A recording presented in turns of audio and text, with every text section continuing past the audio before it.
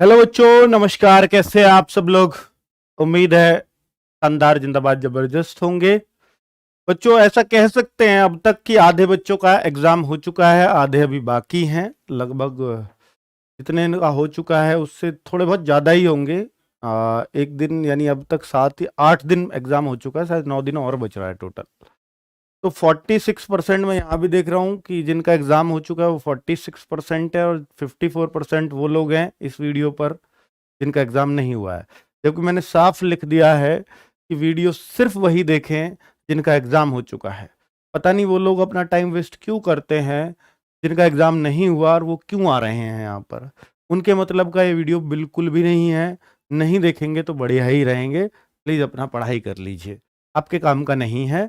काम का होगा तो आप इस क्लब को तब शामिल हो जाइए, इस वीडियो को तब देख लीजिए जब आपका एग्जाम हो जाए। ठीक है, चलिए। तो मैं क्या कहने वाला हूं बच्चों, ये क्या आपका एग्जाम हो चुका है? अगर हो चुका है तो बच्चों एक गूगल फॉर्म प्लीज भर दीजिएगा। उससे क्या होगा मैं उसका कारण भी बता देता हूं। गूगल फॉर्म में मैंने आप लोगों से भरवाया है, आपका नाम होगा, कैटेगरी क्या है, जेंडर मेल फीमेल। सर अभी तो मेरे को मार्क्स ही नहीं पता, मैं क्या गूगल फॉर्म भरूंगा? मैं बता रहा हूं बच्चों। तो मेल फीमेल कैटेगरी भर दीजिए। एग्जाम डेट इसमें से चूज कर लेंगे, डेट सारी लिख दी है हमने यहाँ पर। एग्जाम डेट का 2 बार आ गया, कोई बात नहीं। एग्जाम शिफ्ट यहाँ पर चूज कर लिए 1 2 3 4। अटेम्प्ट आपने कितना किया, मेनली हम इसको जानना चाह रहे हैं कि आपने अटेम्प्ट कितना किया। ये तो शायद सभी को पता है, हर कोई यही बोल रहा है चिल्ला चिल्ला कि मैंने इतना अटेम्प्ट किया है। दूसरा, श्योर करेक्ट क्वेश्चंस कितने हैं, यानी जितने पे आप श्योर हैं सिर्फ वो बताइए। मेरे ख्याल से जो मैथ करके आ रहा है बच्चा, जो रीजनिंग करके आ रहा है, जो हिंदी करके आ रहा है, वो सब शॉर्ट शॉर्ट है। एक आध हिंदी या रीजनिंग में ऐसा हो सकता है, मैंने एक आध तुक्का लगा दिया हो, है ना। बाकी तो मैथ्स में तो यार पता ही होता है।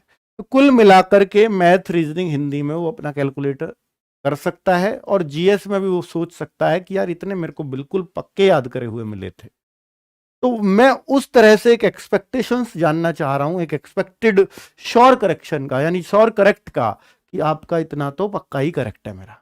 वो आप इसमें डाल देंगे तो हम ये जान लेंगे कितने लोग अटेम्प्ट जो कर रहे हैं कि वो कितने तुक्के लगा रहे हैं, और उस तुक्के का कितना बड़ा नुकसान और कितना बड़ा इंपैक्ट उस मेरिट पर पड़ने वाला है जो आपकी लगने वाली है बच्चों। और देखना, आज जो बच्चा ये कह रहा है कि 76 अटेम्प्ट करके आया हूँ, 75 अटेम्प्ट करके आया हूँ, 78 अटेम्प्ट करके आया हूँ, ये हो सकता है बाद में यूं पछताए कि मैंने इतना अटेम्प्ट क्यों किया, है ना।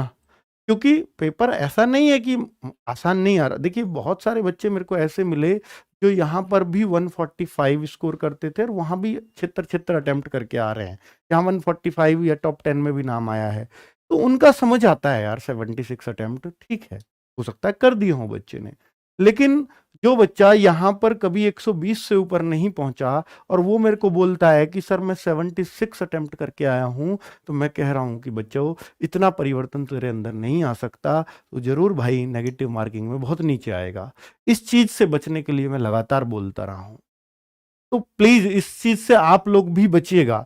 ठीक है, तो ये गूगल फॉर्म है, उसका लिंक मैंने आपको दिला दिया है, पिन कमेंट में दिख रहा होगा आपको। इसको प्लीज भर दीजिए। कल फिर डेटा लेकर के आऊंगा, कल सबको ये बताऊंगा कितने लोगों ने कितना तुक्का लगा रहे हैं। जो लोग घबरा रहे हैं ना कि सर मेरा दोस्त तो 70 अटेम्प्ट करके आया, मेरा 75 अटेम्प्ट करके आया, मेरा दोस्त 68 अटेम्प्ट करके आया है, जो लोग, ये जो लड़कियां ऐसे डर रही हैं ना, उनको डरने की जरूरत नहीं है। हो सकता है आप 63 वाली उससे बहुत बेहतर रह जाओ जो 75 अटेम्प्ट करके आ रही है, क्योंकि उस 75 वाली के बहुत नीचे जाएंगे अगर बहुत सारी गलतियां हो गई होंगी तो। और आपने 63 हो सकता है अपने शॉर्ट शॉर्ट वाले ही किए हों, तो आप 63 वाले को 75 वाले से डरने की जरूरत नहीं है अभी। मैं इसलिए वीडियो लेके आया हूं बच्चों, तो प्लीज आप अपना इसमें डेटा जरूर भरें। और मैं आपको इसके फायदे भी बता रहा हूं कि ज्यादा अटेम्प्ट करने वालों का की एक पोल खुलेगी, और वो खुलनी चाहिए टाइम से, उस टाइम से खुलने के फायदे बता रहा हूं। ठीक है, कि ज्यादा अटेम्प्ट कर रहे हो और खुश हो रहे हो तो दिक्कत होगी। ये बच्चों मैं बता रहा हूं तो कुछ अर्थ ही होगा इस बात का, बहुत सारा अनुभव लेके बता रहा हूं। ठीक है, तो एक कट ऑफ का सटीक अनुमान आंसर की, देखिए सबसे सटीक अनुमान कब लगता है, जब आपकी आंसर किया जाती है आपके मार्क्स पता लग जाते हैं कि सर मैं इतना करके आया, मैं इतना करके आया, मैं इतना करके आया।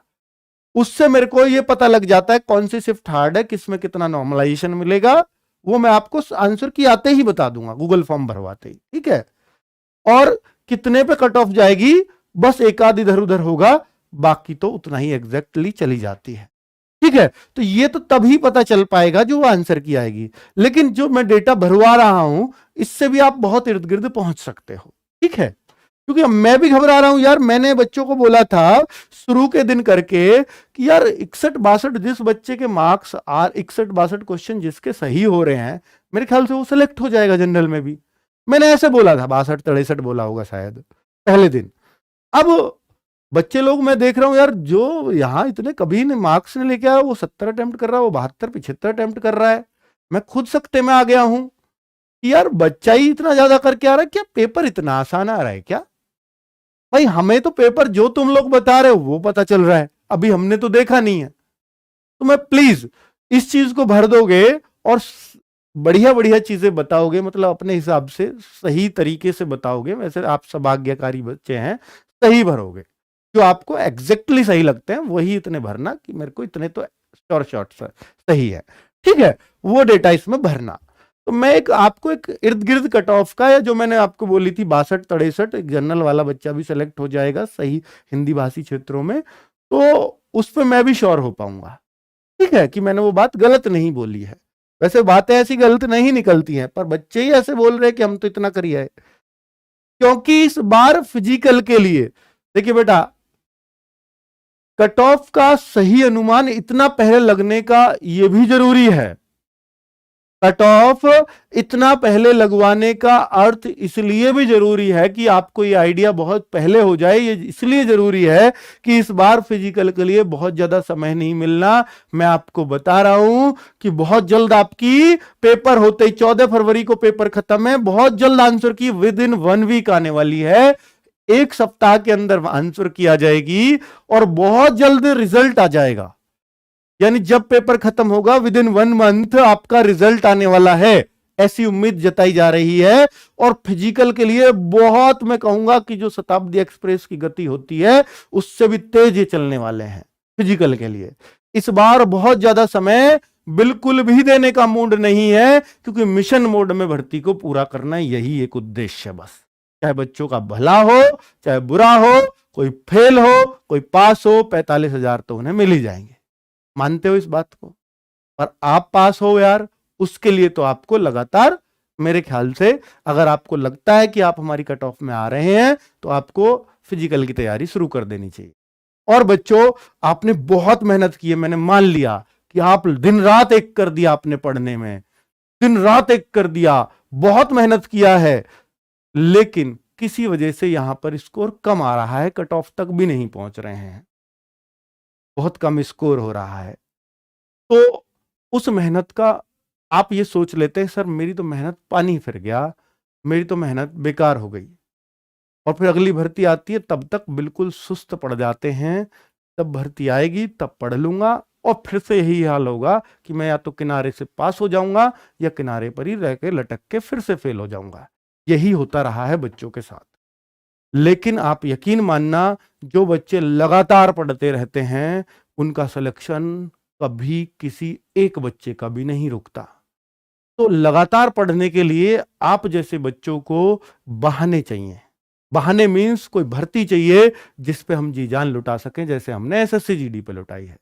तो मैं आपको टारगेट दे रहा हूं कि देखिए, एसएससी एमटीएस एक ऐसा टारगेट आप कर सकते हो क्योंकि वो आपके सामने है भी। अभी कोई नियर फ्यूचर में मैं आपको और भर्ती का नाम नहीं ले सकता जो इसी लेवल की भर्ती है। हो सकता है आपको वहां हिंदी की जगह इंग्लिश यहां पढ़नी पड़े, ठीक है, चीजें डिफरेंट हो सकती है, मैंने मान लिया। पर बच्चों, आपके सामने वो इसलिए बढ़िया भर्ती मानी जाएगी क्योंकि वो 2 बार आ रही है बच्चों, इसी साल हर 6 महीने के अंतराल पे 2 बार वो भर्ती आ रही है। तो इंग्लिश सीख लिया ना तो कई सारी भर्तियों में आपके और चांसेस निकल जाएंगे। जैसे आगे आप CHSL दे सकते हो। मैं कहता हूं एमटीएस के बाद अगर सबसे आसान एमटीएस होता है एसएससी में निकालना, जीडी के बाद, है ना, क्योंकि जीडी में तो फिजिकल है। तो एमटीएस होता है और दूसरे नंबर पे जो आसानी से निकलने वाला एग्जाम है वो सीपीओ होता है। अगर आपने इंग्लिश सीख लिया तो सीपीओ आपका नेक्स्ट टारगेट हो जाना चाहिए। यानी जिस भर्ती की आप कांस्टेबल की बात करते हैं उसमें आप दरोगा बन करके जाएं तो इससे बड़ी क्या बात हो सकती। ठीक है, और वो सिर्फ कौन रोकता है आपको दरोगा बनने से? इंग्लिश। एमटीएस की इंग्लिश पढ़िए, मैं गारंटी से कहता हूं आप सीपीओ निकाल देंगे। ठीक है, क्योंकि आपका डर ही सिर्फ इंग्लिश है, बाकी आप चीजों से लड़ने वाले बच्चे। तो प्लीज इंग्लिश को इतना हवा ना बनाएं। मैं गारंटी से यह भी कह सकता हूं कि अगर आपने मैथ्स को जितना भी समय दिया है, अगर उससे आधा समय भी इंग्लिश को डेडिकेटेड होकर के दे दो तो इंग्लिश आपको ज्यादा मार्क्स दिलाएगी हमेशा मैथ्स से। ठीक है, पर उससे लगातार हम डरते हैं कि ये तो मैंने पढ़ी ही नहीं है, ये तो मेरी समझ ही नहीं आ रही। ग्रामर से शुरू करो, आपको समझ भी आएगी, आपको मजा भी आएगा। चलिए, तो बच्चों ये आपको एक गाइडलाइन देनी थी। बाकी मैं आपसे कहना चाहूंगा कि फिजिकल के लिए अगर आप कट ऑफ में क्लियर हो जाते हैं तो आप दौड़ना थोड़ा थोड़ा शुरू कर दीजिए, वरना अगर फिजिकल से फेल हुए तो आपको बहुत ज्यादा दुख होगा और ये कहोगे इससे तो पहले ही फेल हो जाता तो कम से कम दूसरी भर्ती की तैयारी कर लेता, अब तो मेरे पास वो चांस भी नहीं है। ठीक है, तो अगर आप फिजिकल की कट क्लियर कर जाओ तो वो पास होना ही चाहिए। उसके लिए जरूरी है कि आप साथ के साथ थोड़ा सा रनिंग स्टार्ट कर दीजिएगा। बहुत ज्यादा मत करिए पर थोड़ा थोड़ा कर दीजिएगा, क्योंकि बहुत ज्यादा टाइम मिलेगा नहीं। नमस्कार, धन्यवाद।